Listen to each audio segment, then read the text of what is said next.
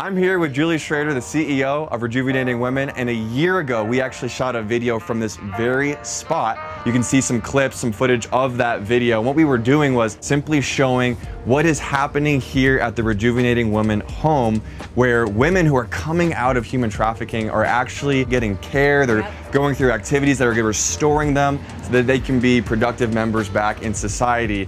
But there's a new story happening right now. I mean, we're about to see a real transformation happen in this home, and I want you to share briefly, like, what are we gonna talk about today? We actually have Operation Underground Railroad, who is responsible for sending Sago Homes out of Utah to our home here to do some construction and much needed work on the house. The generosity is overwhelming and blows our mind, honestly. We wanted to just create this video as a celebration and an act of gratitude to you, to everybody that's been supporting the Rejuvenating Women vision and mission.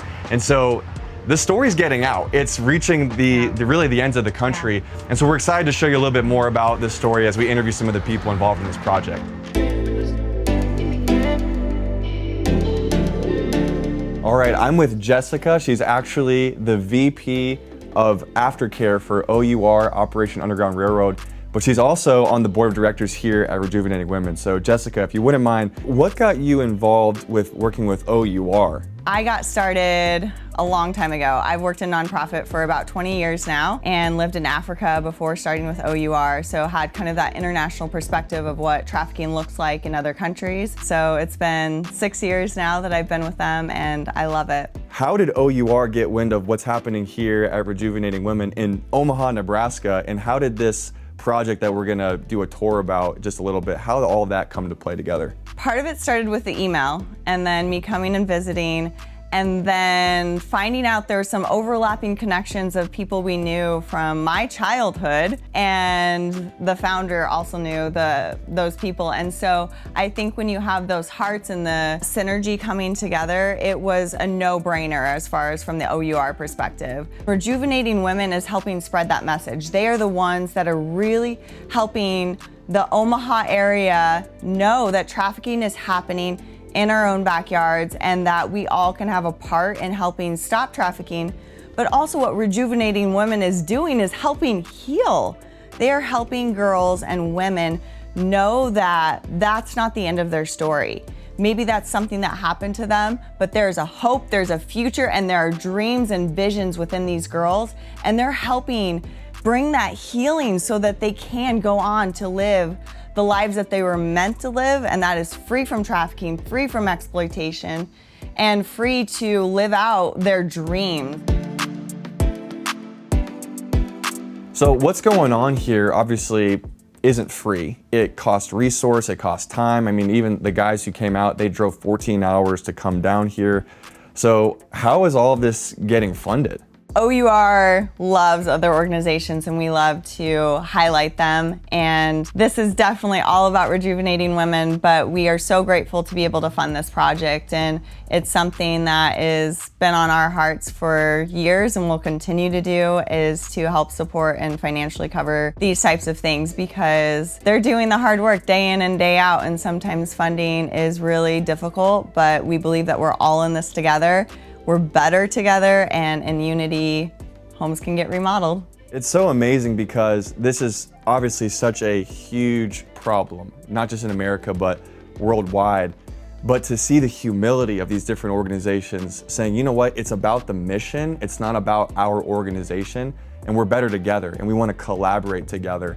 And we just want to thank you for being a part of sharing the story, as we mentioned earlier, because if it wasn't for your investment in what's happening here, this story wouldn't have reached OUR, and we wouldn't be seeing this amazing collaborative effort happening right now. So let's go check out what's happening downstairs as they are actually renovating the entire area where women's lives are being transformed in a significant way.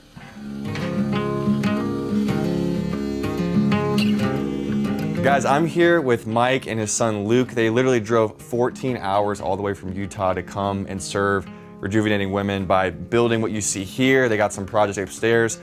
Before we talk about the projects, first I want to hear a little about your story. How did you first get connected with OUR? I had heard of OUR previously, But the owner of Sago Homes came to our management team with a desire to do some type of project, service project, volunteer, and we came up with the idea of raising funds from one of the houses we built in Utah.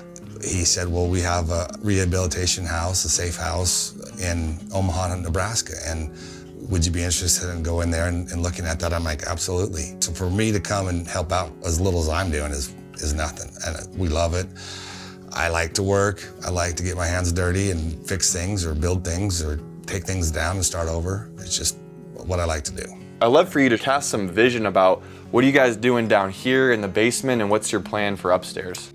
So down here in the basement, you have one giant room that is great with the space, but it doesn't utilize for what they need to do. And so we're gonna split this room into 3 rooms. We're gonna build up some walls. We're gonna do some shiplap, try to dress it up as nice as possible, and then have 2 different classrooms so they can have 2 things going on or 3 things going on at once and utilize more of the space. And upstairs in one of the bedrooms, we wanted to do kind of a demising wall or a separation wall to give somebody more privacy. And instead of just having a blank wall, we came up with the idea of building shelves. We kind of put the shelves back to back, so one woman or one girl will have one shelf and the other one will have another shelf. And so they kind of get to share a wall, but they have privacy and has the shelving there.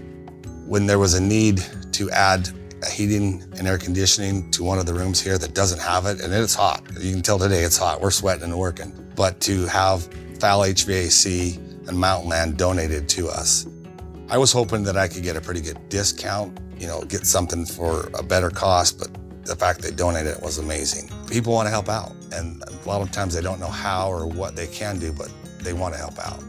What encouragement would you give that person that wants to get in the game and be a part of this mission? OUR has a great network. I think you could reach out and find a facility maybe near them, or a lot of the churches are networked together with different opportunities of how to serve, how to help out, how to sponsor, how to volunteer. There's a lot of things people can do, and there can be small things, but they're huge for the person receiving them. It's amazing to see what's happening in that house as these guys are working so hard to really transform it for these ladies. Julie, is there anything that you'd like to say to those who have been a part of this project so far? Thank you to those people that have been praying for us and the ladies. Because of the prayers, we believe that there's been this incredible growth, and because of that, we've needed the extra room and space here at the house to fulfill all the needs. So thank you for your prayers very much. God's been doing wonderful things, and this is such a God thing. One thing that we were talking about too as we finished up the tour was the power of momentum. What we are seeing happen here, it's really not the finish line, it's the starting line to a new chapter for the ladies that come through this home. And so we just want to extend that invitation to you. If you want to be a part of this story, if you want to receive more information and updates and stories about what's happening here, or if you actually feel compelled to invest in what's happening here, we want to invite you to go to rejuvenatingwomen.com. That's where you can sign up for the newsletter, that's where you can sign up for the updates, and that's also where you can give to this mission. So thank you so much for watching. Please share this video, please share this story with others, and we're so excited for the more that's going to happen here at Rejuvenating Women.